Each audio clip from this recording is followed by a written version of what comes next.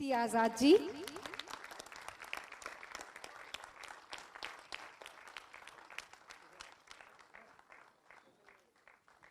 कहते हैं शुरुआत होती है कलम से, शुरुआत होती है कलम से, और कलम की जब हम बात करेंगे तो बात करते हैं राइटर की, विशाल विजय कुमार।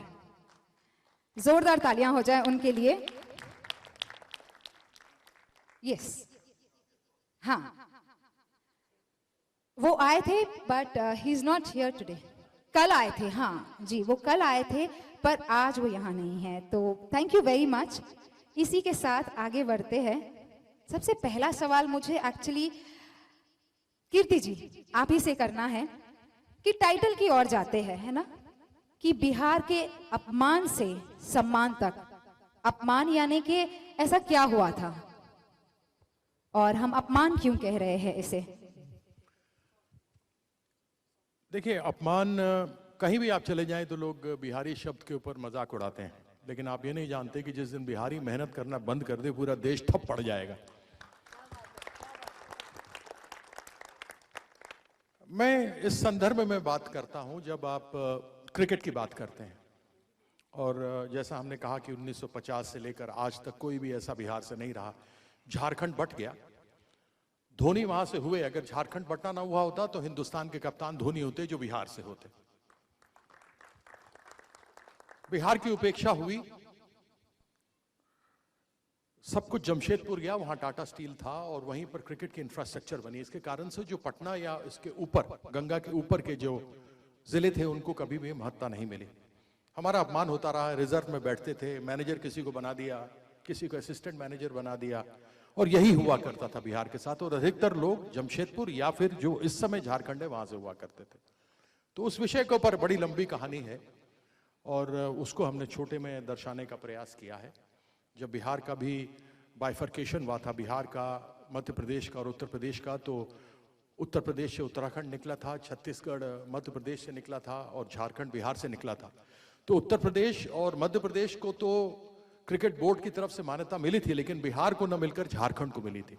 और उसके कारण से हमारे खिलाड़ियों के साथ जो अपमान हुआ, जो लड़ाई मैंने लड़ी, बड़ी लंबी अच्छी कहानी, आप फिल्म देखेंगे तो समझेंगे। बिल्कुल, ऑफ कोर्स। एक और सवाल, आप प्लेयर रह चुके हैं, पॉलिटिशियन भी, और फिर एक्टिंग, तो ये एक्टिंग का ख्याल कैसे आया? देखिए, मैं एक्टर नहीं हूं, नहीं मुझे मालूम है। एक्टिंग जानता हूं, मैं तो अपना किरदार निभा रहा था, जो मेरे अनुभव थे वो दिखा रहा था। और मेरा प्रयास रहा है। और मैंने 3-4 बार फिल्म देखी, तो बाकी लोगों ने देखा तो सबने कहा, जो फिल्मी दुनिया से आते हैं सभी हैं, सब खड़े हुए, सिर्फ अतुल और मुझे छोड़कर, तो सबने कहा बड़ी अच्छी आई है। तो मुझे भी प्रसन्नता हुई कि कम से कम मैं नेचुरल तो था, मुझे कुछ करने की आवश्यकता उसमें नहीं पड़ी। लेकिन हाँ, काफी बार भावुक हुआ, रोया भी हूं, और सिनेमा में भी देखेंगे आप, और वो स्वतः निकले हैं, मुझे ग्लिसरीन आंख में लगाने की आवश्यकता नहीं पड़ी थी। Very nice, thank you so much. और अब हम गिफ्ट के साथ Q&A स्टार्ट करेंगे आप सभी लोग के लिए। सर, मैं इस बिंदु का नहीं समझ पाता हूं, बताइए, आप डायरेक्टर थे। सिनेमैटिक लिबर्टी मतलब क्या हुआ?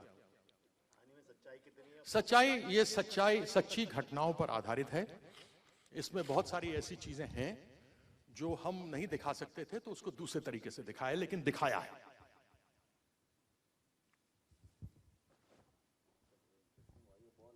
हाँ, सबसे पहले जिन्होंने सवाल किया उनके लिए सबसे पहले भी, अगर कैच नहीं पकड़ा तो वापस ले लूंगा। हाँ, देखिए ना, कैच करके आउट कीजिए मुझे। अरे फैबुलस, क्या बात है, वाओ। मिस्टर आजाद, माइक ले लीजिए, माइक ले लीजिए।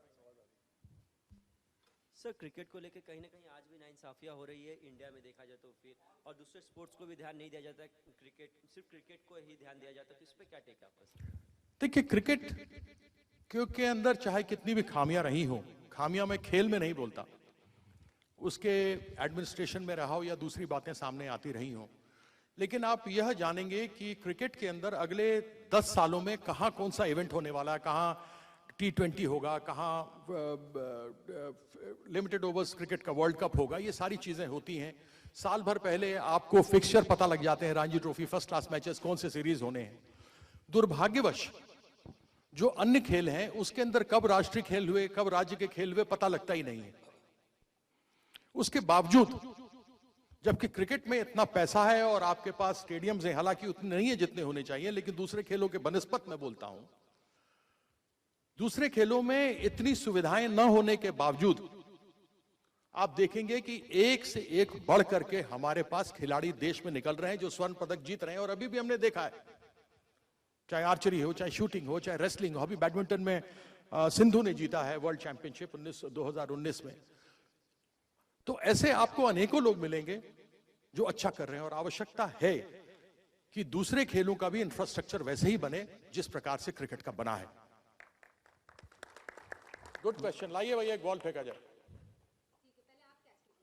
मैं कर लेता हूं, मुझे कोई प्रॉब्लम। लो भाई पकड़ो, देखना अपना बचा के। Well done.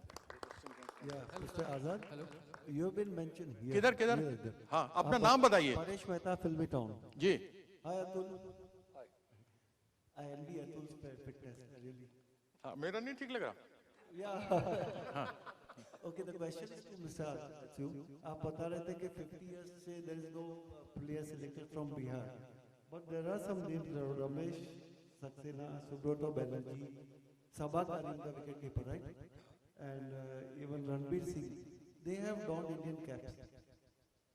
Sabha Karim played for Bengal and then he came to Bihar. He had already represented the country. Subroto Banerjee represented before 1950. And what about the other two?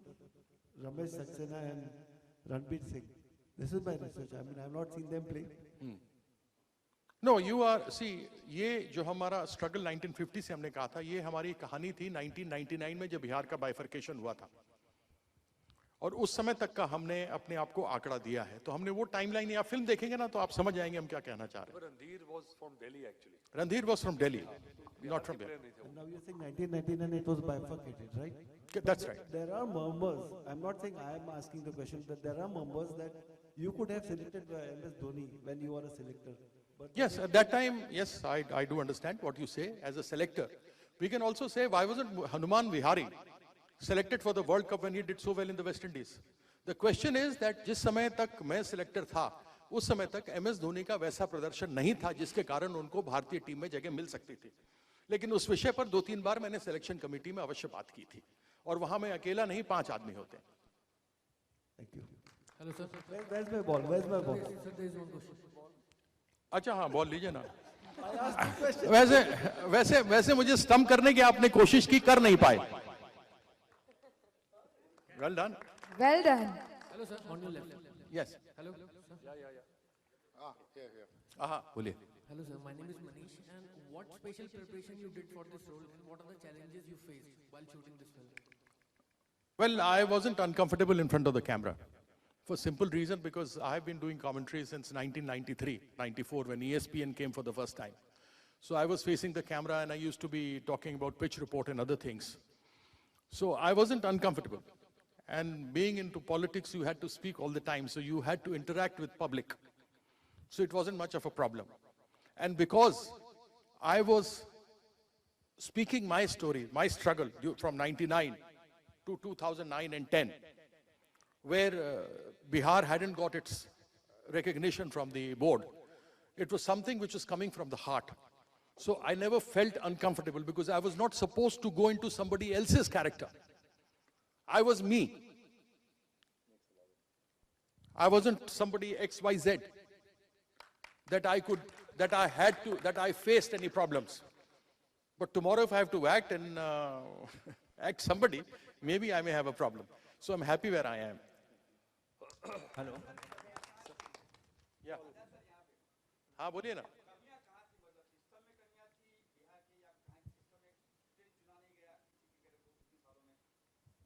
देखिए, वो कहानी हमारे से पहले की है, बट उसमें सच्चाई है कि हमारे खिलाड़ी चुने नहीं गए थे।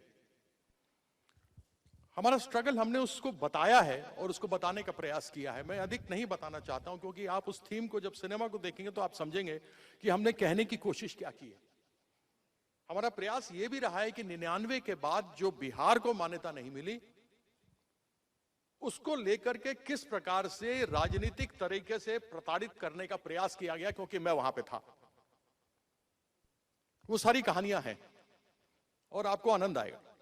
हेलो, अभी रुक जाइए, 2 बॉल, एक तो आपका था और एक आप कहां हैं जरा, किधर? अरे बाप रे, वहां तक थ्रो जाएगा मेरा। Good perfect, catch Pushpak. Azad sir, run out करवा रहा हूं सबको मैं। हेलो आजाद सर, जी, फिल्म में थोड़ा सा ट्रेलर देखा तो हमने थोड़ा सोशल जस्टिस की इसमें बात करी। जी। तो सोशल जस्टिस को किस तरह से लिया गया है? देखिए, मैं शुरू से खेला, मुझे मेरे घर में कभी भी जातिवाद को लेकर और मजहब को लेकर सिखाया नहीं गया। इंसान से बढ़कर कुछ नहीं होता, इंसानियत से बढ़कर कुछ नहीं होते। और हमने देखा है कि हमारे देश में जातीयता के कारण भेदभाव बहुत है। फलाना जात का है तो उसी जात में शादी करेगा, फलाना जात का है तो उसका टोला हैमलेट अलग होगा, ब्राह्मण का अलग होगा, तो दलित का अलग होगा, तो राजपूत का अलग होगा, तो फलाने का अलग होगा। ये सारे टोल बने हुए होते हैं। और जब खून लेने किसी को जाना हो, यदि मुझे खून चाहिए और वहां पर अतुल वासन का खून है, तो मैं ये नहीं देखूंगा कि ये ब्राह्मण मेरी तरह है या नहीं है। मेरे को खून अगर इनसे मैच करता है तो होना चाहिए। तो मैंने यही बात कही, आपने ट्रेलर में देखा होगा कि खेल और खिलाड़ी की न मजहब होती है, ना उसका कोई जात होता है। वह अपनी टीम के आन बान शान मान मर्यादा के लिए खेलता है, अपने देश के लिए खेलता है। तो जब आप अपने देश का प्रतिनिधित्व करते हैं तो कोई जात को प्रतिनिधित्व नहीं करते, आप अपने भारत को, अपने देश को प्रतिनिधित्व करते हैं। वह मैंने अपनी टीम में डाला, जो टीम मैंने बनाई वो मैंने डाला, और उसके अंदर आपको पता भी लगेगा कि किस तरीके से क्या होता था। दीजिए 1 मिनट, बॉल तो दे दूं। प्रश्न तो एक से एक आ रहे हैं भैया, हाथ ऊपर कीजिए जरा। ये देखो, थ्रो ही गलत था। हाँ, सेंसर से कट मिला? कोई कट नहीं है। राइटर के साथ मैं उनके साथ बैठा और राइटर साहब आए थे। ये मुझे मेरे पीछे 1 महीने तक पड़े रहे, तो मैंने कहा कि मुझे नहीं करना, जाओ यहां से। कहते हैं आप परमिशन तो मैंने कहा इससे पीछा छुड़वाने के लिए मैंने साइन कर दिया। मैंने कहा करो भैया, आपका नाम इस्तेमाल होगा। मैंने कहा करना। फिर ये आ गए, फिर राइटर साहब आ गए, फिर विशाल साहब आ गए, फिर डायरेक्टर साहब आ गए। ये सब बैठ करके मुझसे कहानी सुनने लगे, तो मेरे आंसू भी 4-5 छूट गए, क्योंकि मैंने जो मेहनत की थी उसकी लड़ाई लड़ रहा था मैं, और वो पूरा नहीं हो पाया था, तो इस कारण से मैं रो भी पड़ा था। तो राइटर साहब ने उसको हूबहू उतार दिया। बहुत सारी चीजें असली में है, लेकिन डिपिक्शन दूसरी है।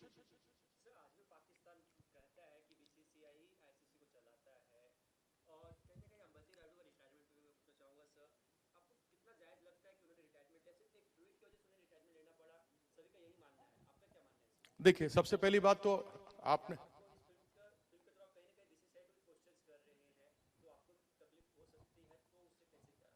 देखिए, हमने बीसीसीआई को क्वेश्चन करने वाली बात ही नहीं की है। और यहां जो कुछ मैं बोल रहा हूं इससे ना अतुल का वास्ता है, ना यहां खड़े हुए किसी आदमी का वास्ता है। मैं तो वैसे ही कंट्रोवर्शियल आदमी हूं, इसलिए मेरे नाम से औरों का नाम न जुड़े, इसलिए मैं पहले क्लियर कर देना चाहता हूं। सबसे पहली बात, आपने पाकिस्तान की बात कही, तो पाकिस्तान के साथ वही स्थिति है कि खिसियानी बिल्ली खंबा नोचे, उससे कुछ होता नहीं। अपने देश में क्रिकेट खेल नहीं सकते, वो टेस्ट मैचेस खेलने के लिए दुबई में टीमों को बुलाते हैं, दूसरे देश उनको अपने यहां खेलने के लिए बुलाते नहीं हैं। पहले अपना घर संभाल लें। जिनके घर शीशों के होते हैं, दूसरों के घर पत्थर नहीं मारते। यह है बात जो पाकिस्तान की है। अंबाती रायडू बहुत अच्छे खिलाड़ी हैं, मुझे भी आश्चर्य हुआ कि वो टीम में क्यों नहीं थे, जबकि उनको रखा गया था, और उसके बावजूद वो भारतीय टीम में नहीं आए। और जो मध्य क्रम था भारत का, मिडिल ऑर्डर, वो नहीं चल पाया। अन्यथा पहले 3 बल्लेबाजों ने अच्छा प्रदर्शन किया, उसके अलावा एक आध ने पीछे किया हो अच्छा तो वो किया। तीसरा क्या प्रश्न था आपका? किसके रिटायरमेंट?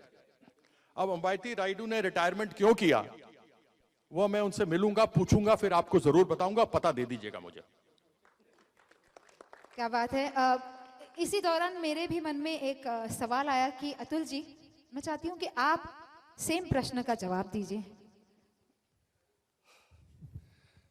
पहले तो ये मैं बता दूं भैया को कि जो मेरे खून की बात की, मैं ओ पॉजिटिव है, तो सब ले सकते हैं, सब कोई ले सकते हैं मेरा खून। मेरा भी भाई है। तो सी देखिए, अभी ये हम I think we are digressing from the topic today. ये तो पॉलिटिक्स है। अगर वो नाराज हुआ, उसने रिटायरमेंट गुस्से में दी, अब उसको लगा कि भाई अभी तो मैं जवान हूँ, खेल सकता हूँ, तो उसने रिटायरमेंट वापस ले ली और वो वापस खेल रहा है। ऐसी बात नहीं है, उसको ज़बरदस्ती रिटायरमेंट किसी ने कहा नहीं था। तो दिल टूट जाता है कई बार खिलाड़ी का, तो रूठ जाते हैं, पर उसको लगा कि रूठ के मैं अकेला ही नुकसान होगा मेरा, कोई पूछेगा नहीं, कारवां तो आके चले जाएगा, तो मेरे IPL भी नहीं खेल पाऊंगा, तो वापस आ गया वो।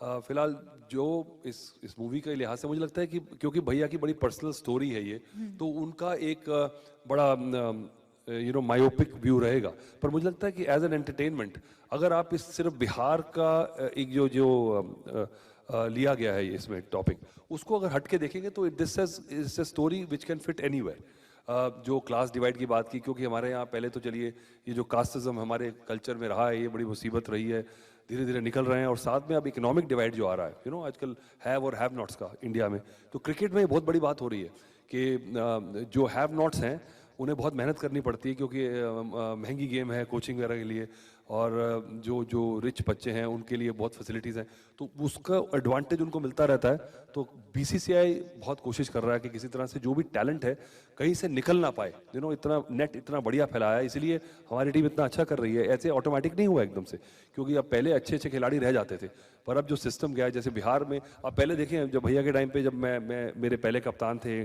दिल्ली की टीम से, तो तब दिल्ली बॉम्बे से अगर आप खेलते थे तो आपको लगता था आप हाफ वे इंडियन टीम पे पहुंच गए।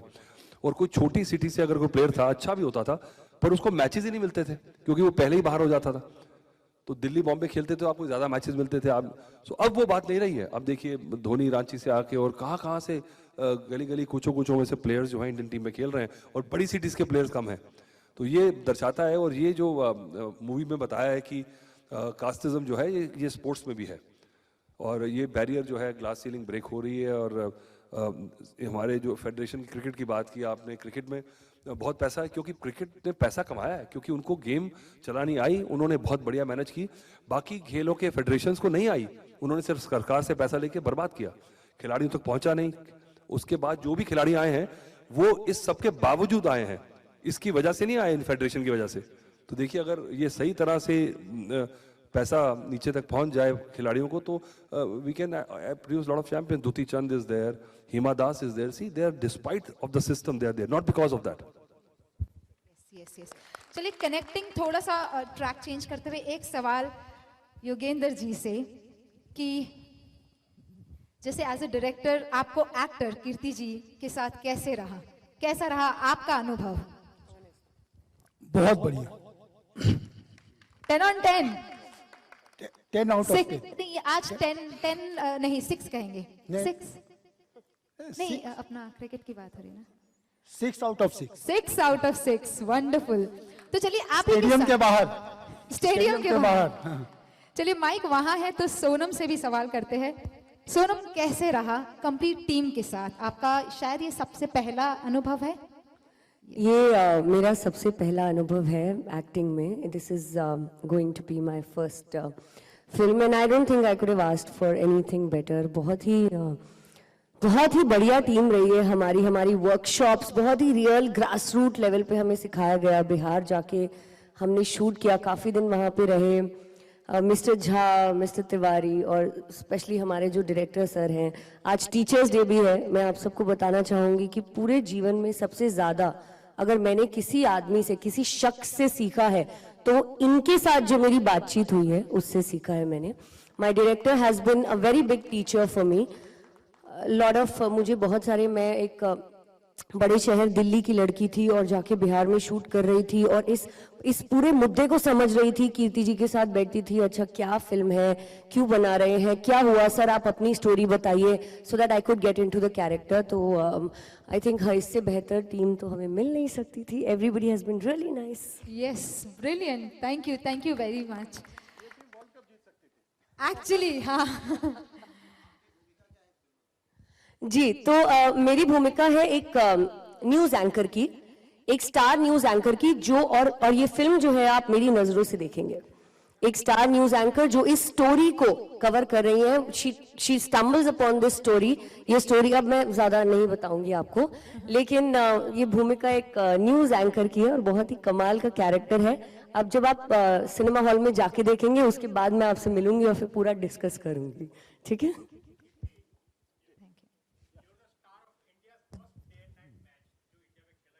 Thank you sir.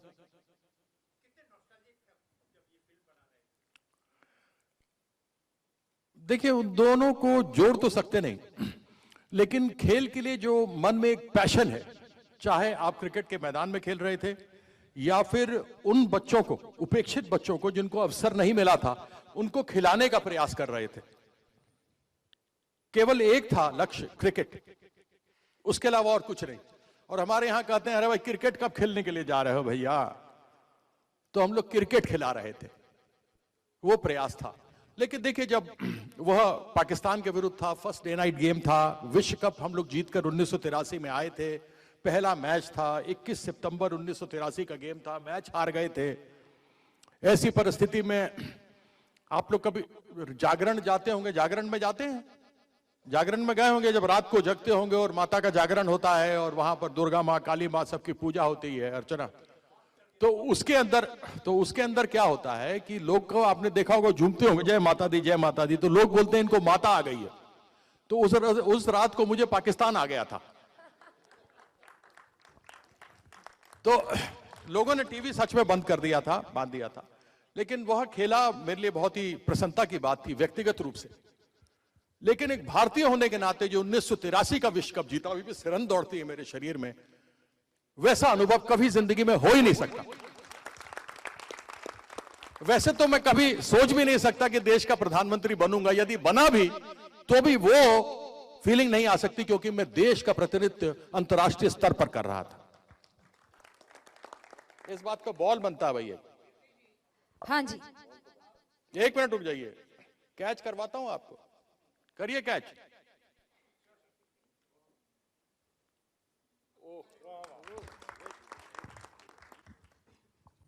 जी,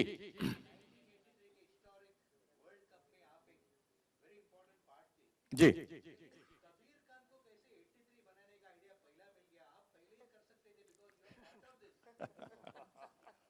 देखिए, बहुत सारे लोग हैं जिनके ऊपर सिनेमा बनता है, वो तो सोचते नहीं है कि हमारे ऊपर बनेगा या नहीं बनेगा। यह हम लोग बंबई आए थे और यहीं पर ठहरे थे जब पूरी टीम को बुलाया गया था, और किसी ने कहा था कि वो 83 के केवल एक व्यक्ति के ऊपर नहीं, लेकिन पूरे जो 14 के 14 मेंबर थे और एक मैनेजर थे, सबके ऊपर एक कहानी बनाना चाहते हैं, क्योंकि वह पायदान था क्रिकेट की सबसे पहली जीत का और उसके बाद लोगों के लिए आगे बढ़ने का। क्योंकि उससे पहले हम एक आध सीरीज जीते थे जरूर विदेशों में, लेकिन वह क्रिकेट की सबसे बड़ी जीत थी, सबसे पहली जीत। और उसके ऊपर कबीर खान मेरे स्कूल के जूनियर भी हैं, दिल्ली में पढ़ते थे, मॉडर्न स्कूल में मैं भी पढ़ता था। तो यह पहले फैंटम वालों से बात हुई थी और उसके बाद फिर कबीर खान को उसमें डायरेक्टर रखा गया था और सिनेमा आके बनकर मार्च 2020 में आएगी। लेकिन उससे पहले हम जरा एक अपना ट्रेलर दिखा देंगे आपको उस क्रिकेट में। जी है बोल, अब बचा है तो बताओ, कहां गए भैया हाथ, किधर? कोई बात नहीं, कोई फर्क नहीं पड़ता, इसीलिए आपके लिए हल्का बॉल रखा है। ये क्या बात है। देखिए, आज भी परफेक्ट थ्रो है, किसी भी पाकिस्तानी को रन आउट कर सकता हूं।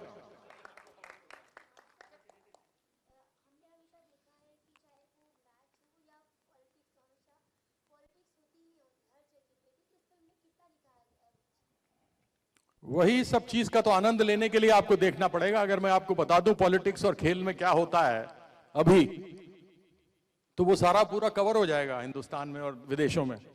इसलिए आप देखिएगा तो आपको पता लगेगा, आपको आनंद सच में आएगा। जो सच्चाई सामने रखी है हमने, वह आप देख पाएंगे। फिल्म तो पूरी जो बनी है वो पूरी की पूरी बहुत अच्छी बनी है, उसमें अच्छा बुरा सब कुछ है, सच्चाई 100% है। किधर? इधर सामने सामने बिल्कुल आपके सामने वहाँ। कैमरे के पीछे। अच्छा अच्छा, वो वहां लाल, हाँ हाँ हाँ, क्या बात है। सर वैसे तो 83 में सारे भारतीय हैं, लेकिन आपके हिसाब से ऐसा कौन सा खिलाड़ी है जिसपे एक बायोपिक, दिलचस्प बायोपिक बननी चाहिए? देखिए, एक का नाम लूंगा तो उचित नहीं होगा। नहीं, मतलब है सारे 11 हैं, लेकिन उसमें कोई ना कोई एक ऐसा स्पेशल आदमी होता है। देखिए, मैं आपको बताता हूं, जब विश्व कप के लिए हमारी टीम सेलेक्ट हुई थी, तो उसमें से हम में से 5 या 6 लोग इंग्लैंड में ही खेल रहे थे, मैं भी खेल रहा था। तो बाकी लोग वहां काउंटी क्रिकेट खेल रहे थे। तो बाकी लोगों ने यह कहा था कि लीग मैच में जैसे ही मैच खत्म हो जाएंगे, तो उसके बाद सब कोई अपना अपना टिकट न्यूयॉर्क यूएसए के लिए करवा लें, क्योंकि यहां से हम लोग सीधा वहां मैच खेलने के लिए जाएंगे और उसके बाद फिर इंडिया वापस चले जाएंगे। हमने सोचा ही नहीं था कि हम सेमीफाइनल तक भी पहुंच पाएंगे। एक आदमी था, केवल एक आदमी, और उसका हम लोग खूब मजाक उड़ाते थे, कपिल देव। विश्व का सर्वश्रेष्ठ ऑलराउंडर अपने जमाने में, भारत जैसी विकेट पर बॉलिंग करने के बाद 434 विकेट जिस आदमी ने ली, उसकी जितनी तारीफ करो उतना कम है। 5000 से ज्यादा टेस्ट रन्स हैं उनके। फील्डर किसी टीम में फील्डिंग के नाम पे आ जाते हैं। उन्होंने कभी भी अपने मन से ये बात नहीं छोड़ी, क्योंकि वो असली फाइटर था। फाइटर तो हम लोग भी हैं, लेकिन हम लोग कहते थे कहां जीतेंगे, अरे मौका ही कहां मिलने वाला, कुछ होने वाला। बट उसके मन में वो था कि हम जीतेंगे। तो अगर बायोपिक उस टीम में से किसी का बनना चाहिए तो कपिल देव का बनना चाहिए। सुपर। लाइए 1 मिनट, गेंद तो फेंकने दीजिए। कहां है सर आप?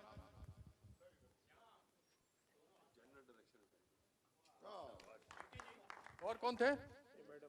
मैडम को तो एक उनके उन्होंने दे दिया था। बॉलिंग खत्म है अब, बॉल खत्म है अब। हाँ जी, correct. I have not said anything that would get an adverse reaction. But yes, there are certain facts that will come to fore in front of the people. Okay, sir, और कोई? Sir मेरा यही बहुत हो लिया मेरे लिए।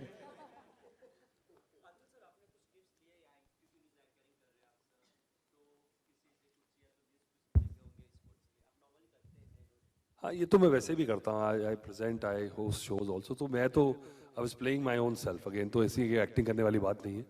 और वैसे भी आपको बता दूं कि एक्टर्स को एक्टिंग करने में ज़्यादा प्रॉब्लम होती है, क्रिकेटर्स को बहुत कम होती है। अगर आप देखें कि बिना आप स्क्रिप्ट के आप 40-40 मिनट बोल लेते हैं, और किसी एक्टर को बोलने को कहेंगे तो वो कहेगा पहले मुझे रट्टा मारने दीजिए, और ये हुआ है हमारे साथ। तो क्रिकेटर्स की ये है कि एक होता है कॉन्फिडेंस, और क्रिकेटर्स को होता है ओवर कॉन्फिडेंस, तो उसका फायदा है। और हमारे फिल्म में अतुल ने तो किया ही किया है, मनोज प्रभाकर ने किया है, मनिंदर सिंह है, विवेक राजदान है। तो इन सबों ने आकर के इस फिल्म में अपना योगदान दिया है। आप सबने मनोज प्रभाकर का नाम सुना होगा, ऑलराउंडर हैं। Maninder Singh left arm spinner थे। विवेक राजदान इंडिया के फास्ट बॉलर थे। तो इन लोग सबों ने अपना अपना योगदान इस सिनेमा में दिया है, जिस प्रकार से आपने अतुल को देखा है। लेकिन हमारी फिल्म अतुल से शुरू होती है और अतुल पे खत्म भी आपने देखा हमारे ट्रेलर में। ये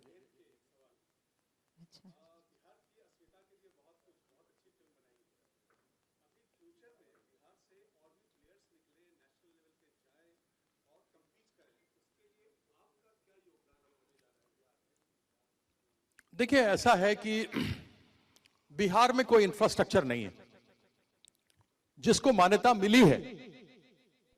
मैं कोई इनके बारे में आक्षेप नहीं करना चाहता, लेकिन इतना कह सकता हूं कि वह उसको चलाने के काबिल नहीं है। 1-2 केसेस पटना हाईकोर्ट में हुए हैं, पुलिस में भी केस हुआ है जहां पर कुछ लोगों ने स्टिंग किया था, जिसमें पैसे लेने देने की बात चल रही है। बिहार में दिल्ली से लोग वहां का डोमिसाइल लेके या फिर हिंदुस्तान के दूसरे जगहों से वहां का पता देकर बिहार में खेल रहे हैं। और जो असली प्रतिभा बिहार की है, जिसको अवसर नहीं मिल रहा है, जिस विषय पर हमने अपनी तरफ से बात करने का प्रयास किया है वह आज भी हो रहा है।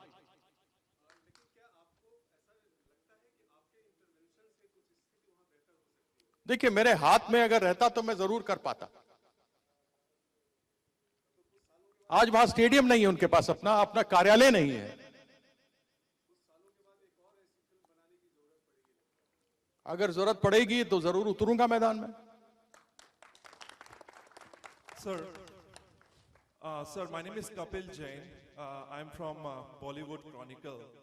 आपका एक ट्वीट है 2015 से, hello dear Arun Jaitley, hamper defamation file कर रहे हो ना, प्लीज करो ना। सर, आपके जो रिश्ते हैं, जितना हमने आपके बारे में जाना है, वो दिल्ली यूनिवर्सिटी में जब अरुण जेटली साहब भी थे, आप भी थे, वहां से लेकर जब आप पॉलिटिकल करियर में भी आए तो कहीं ना कहीं ये रिश्ता लंबा खिंचता चला गया। आज अरुण जेटली साहब यहाँ नहीं है, लेकिन जो डीडीसीए या बीसीसीआई का जो ईडी का सूट हुआ था, जिसमें कि आईपीएल और बीसीसीआई को पार्टी बनाया गया था, उसमें आपने 2015 के दिसंबर के महीने में काफी ज्यादा प्रोटेस्ट किया था और उसके बाद आप पर एक्शन भी हुआ। I understand this is not a political forum, but what are your thoughts at this stage? Well, whatever I'm saying, nobody is involved. So it should not be taken that what I'm saying means everybody else says yes to me. Because I have been very strong on my conviction and straightforwardness. I've had great times with Arun Jaitley. May God rest his soul in peace. भगवान उनकी दिवंगत आत्मा को शांति दे। मेरे बहुत बहुत अच्छे दिन हमने कुछ उनके साथ गुजारे। कुछ ऐसे क्रम बीच घटनाएं हुई जिसको लेकर हमारे रिश्ते खट्टे हुए। द रिलेशनशिप वेंट सार।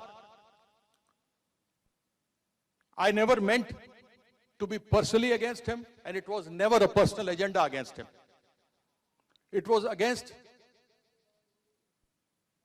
the maladministration and malfeasance that was taking place in DDCA, for which I kept Arun informed all the time.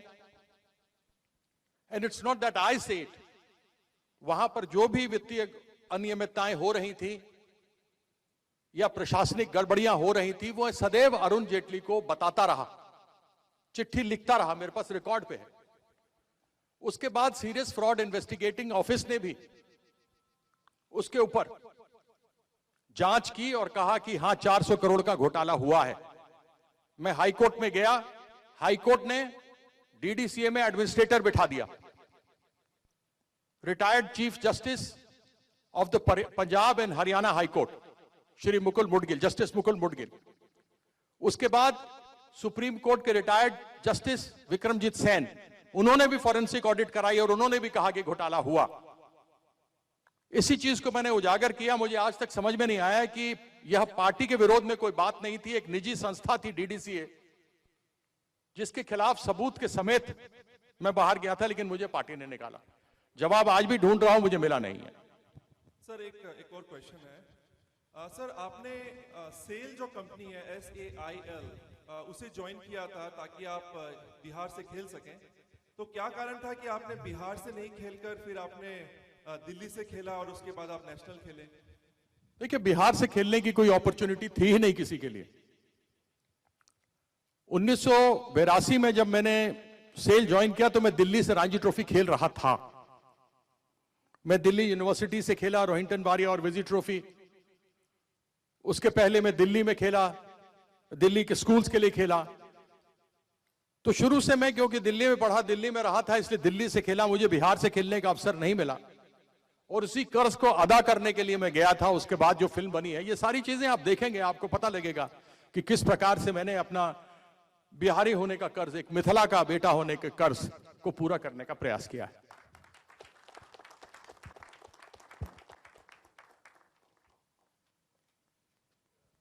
Okay, final question. Ball है, एक है। क्या सब क्लीन बोल्ड हो गए क्या? काफी सारे सवाल रहे, प्लीज।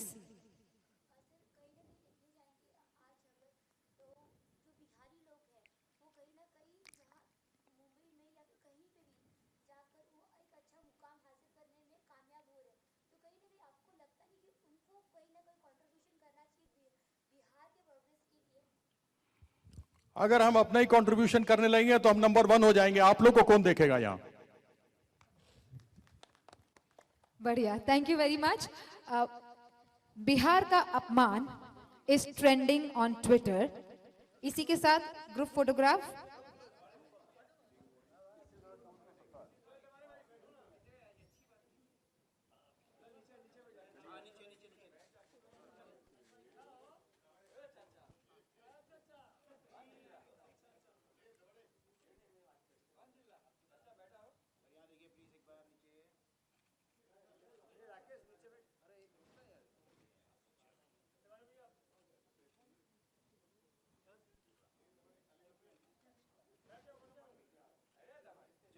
एक पिक्चर ओनली कास्ट, छोटा group, only caste, only cast.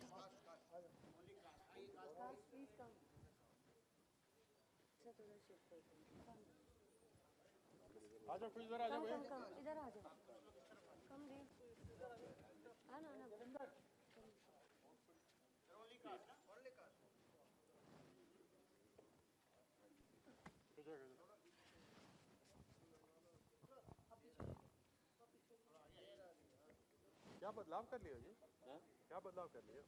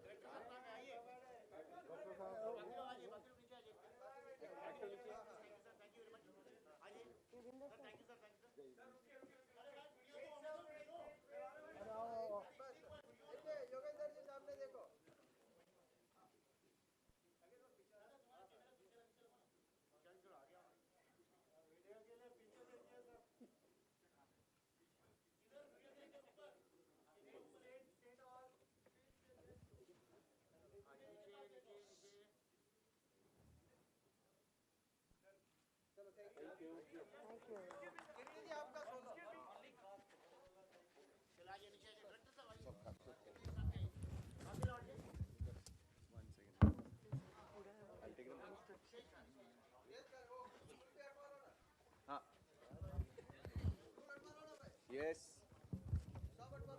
जा ऊपर जाके निकल। ले ले ले फटाफट विकास ले ले। चलिए चेक। ऐसा शॉट मारो मुंडे जी को लगना चाहिए। हाँ सीट चाहिए। क्या बोल रहे हो तो दिखाना पड़ेगा ना। चलो थैंक यू।